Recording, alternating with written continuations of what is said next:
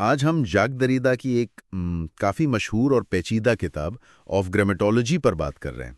یہ وہ کتاب ہے جو زبان، تحریر اور معنی کے بارے میں ہمارے بہت سے پرانے خیالات کو چیلنج کرتی ہے۔ تو آئیے ذرا گہرائی میں اترتے ہیں۔ جی بالکل۔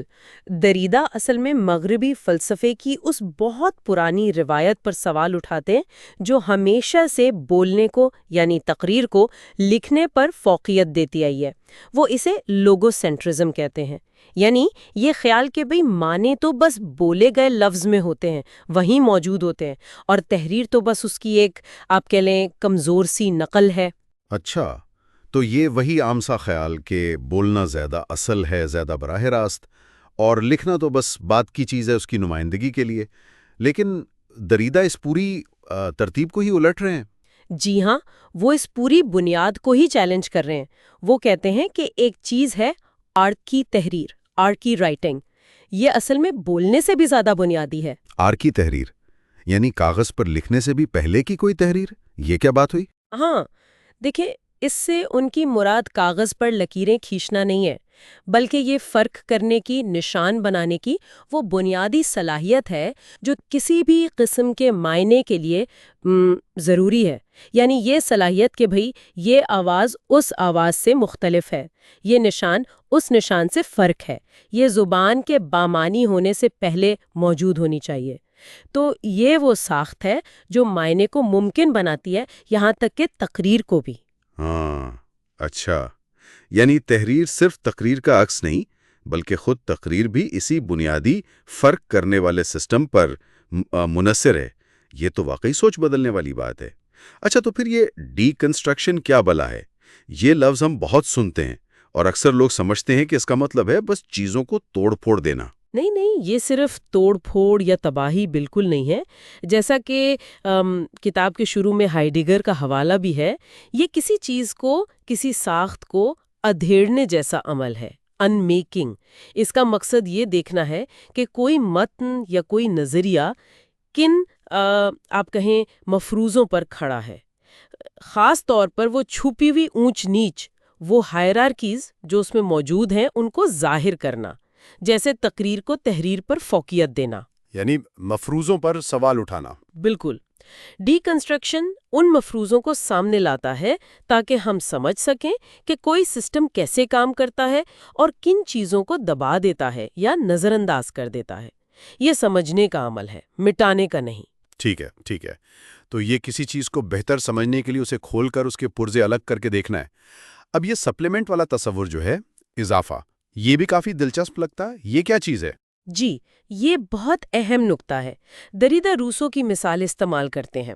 وہ دکھاتے ہیں کہ جسے ہم کوئی اضافی چیز یا متبادل سمجھتے ہیں، یعنی سپلیمنٹ، جیسے تحریر کو تقریر کا سپلیمنٹ سمجھا جاتا ہے، یا جیسے اینک نظر کا سپلیمنٹ ہے۔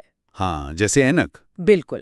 تو یہ جو سپلیمنٹ ہے، یہ دراصل اس اصل چیز میں جس کی یہ جگہ لے رہا ہے یا جس میں یہ اضافہ کر رہا ہے، اس میں کسی بنیادی کمی یا خلا کو ظاہر کرتا ہے۔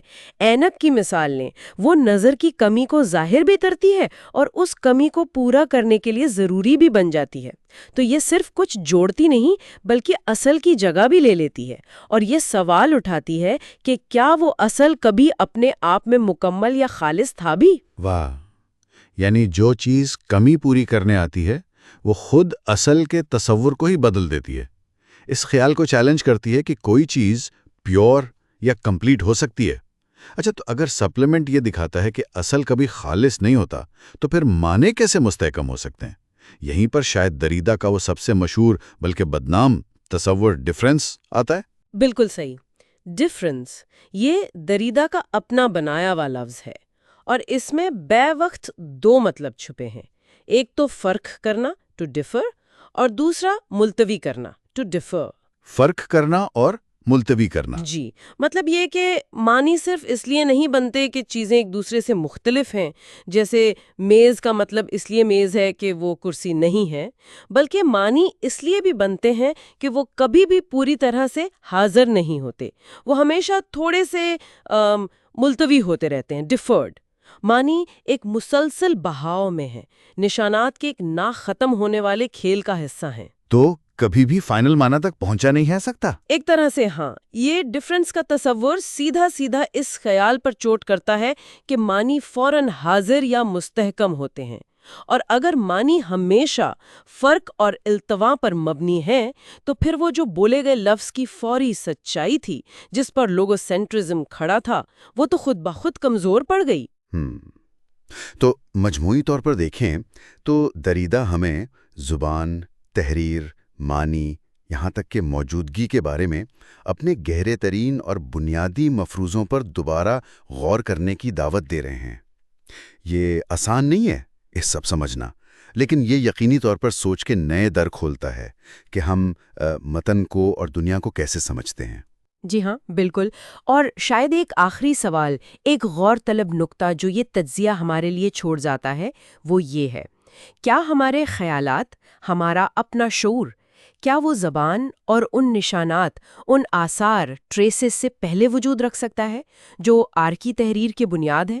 یا پھر کہیں ایسا تو نہیں کہ ہماری سوچ خود بھی اسی فرق اور التوا کے نظام میں، یعنی اسی ڈفرنس کے کھیل میں ہی بنتی ہے، جہاں حتمی مکمل معنی ہمیشہ ہماری پہنچ سے تھوڑا سا دور رہتے ہیں؟